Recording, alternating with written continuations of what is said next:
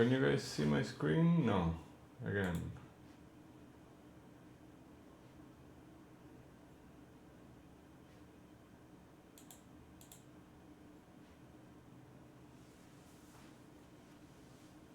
Yeah, you can, right? You can see my screen, right? Yeah, I Okay. can, Gabe. I just replied. Okay, sorry. Sorry, I'm trailing it very close here. So, Okay. yeah. All right, so let's go through scenarios. So we're still one time framing down on the daily. We almost got to that gap that I mentioned yesterday, and we have the CPI, scene of the crime, at 59.01, which we still haven't revisited. We found buyers during the overnight session, and inventory is 100% long, which I didn't mention on the notes earlier, but from the close, all the price action happened above the yesterday's close, so usually we get a correction inventory towards the previous day's close. In this case, it's very close to this point of control, which is at 59.70. But we're trading up outside value from yesterday. So if you look at value area low is right here. We bounced there a couple of times, so we're trading above it. So for today, what I'm going to be looking for is, do we accept inside yesterday's value? And if we do we come back to the point of control and to close that gap to the settlement at 59.70?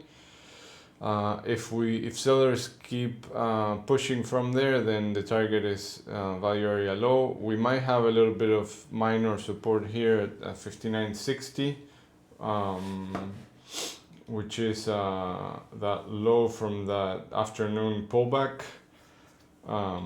Maybe you can see it better here in this chart right here.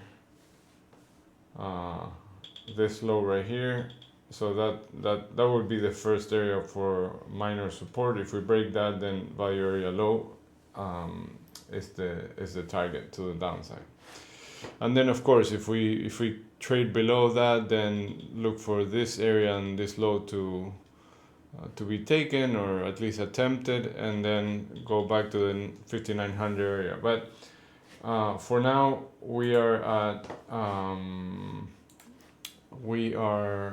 above value, and we are attempting to trade inside Monday's value. So the same thing goes the opposite way, right? Like the opposite of what I just mentioned. If we accept the inside value for Monday, then look for a move up towards value area high, which is up here at 60.36.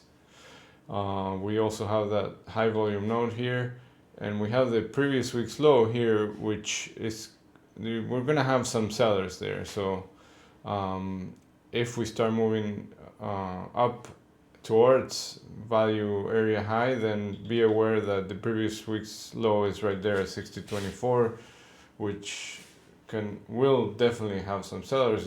We gotta see how strong those sellers are, if they're able to bring price down and reject that area, or if they get squeezed and then we move above. And then above that, we still have very poor structure. We have single prints from Friday, 3 sets still left to clean up. So eventually, if we start moving above Monday's range, then we're gonna probably squeeze some of these shorts and clean up those single prints. And tonight we have Nvidia earnings, so we might see some flows right before earnings. NQ is very similar, but between yesterday and the day before, we have a gap that has not been filled. Hold on, let me turn out the tick strike, because it's driving me crazy. So we have that gap that was left unfilled on NQ. It was pretty weak We got to the targets that I had around here, but still have this unfilled gap. So maybe we attempt. You see how like we also trading above yesterday's value on NQ. So I'm thinking that if we get above the overnight high, then we're likely gonna close that gap and attempt to move higher into the range from Monday. But other than that, still, and this market is it's been the last few days it's been sell the rips. So look, I like to see push, and then look for turnarounds, because the down moves are probably going to be better trading opportunities in this environment, because we have like all this gamma exposure is to the downside. Let me pull up the gamma charts.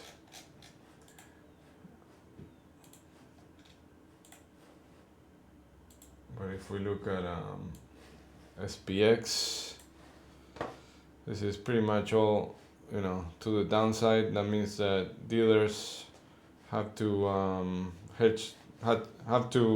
are positioned so that we can favor this down moves to the downside. So unless we get back above the 6,000 area, then we're gonna start seeing more bullish action on SPX.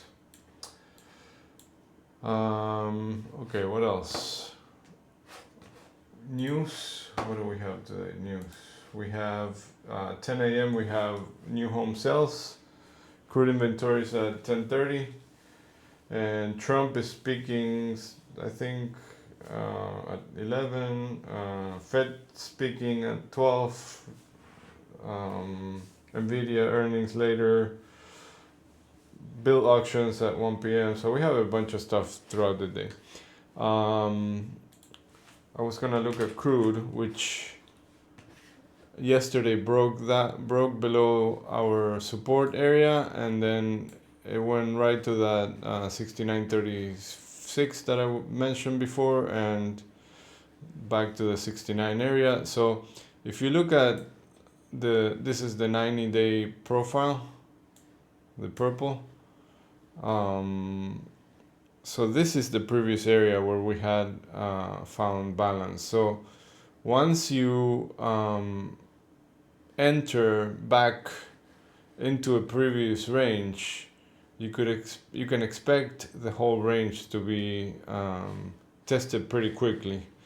So I wouldn't be surprised if we come back down to the 67, 66 area pretty quick. So keep that in mind. So I think this is sell the rips situation right now, again, unless we get back above the 70 area. If we get back above the 70 area, then target 71, and that would be shorts will probably get squeezed, and then we'll same scenario, right? Opposite scenario. We'll probably move through this range pretty quickly too.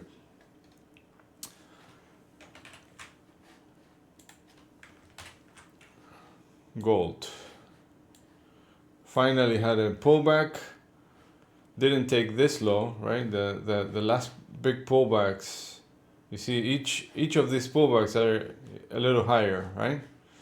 So chances are very high that we come back and retest this upper part of the range.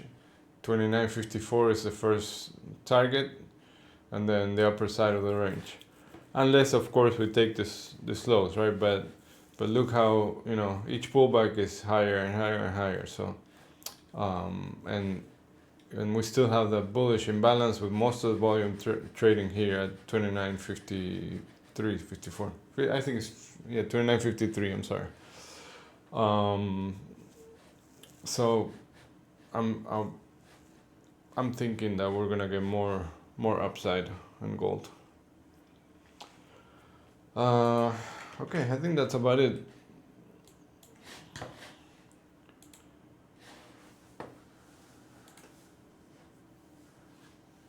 All right.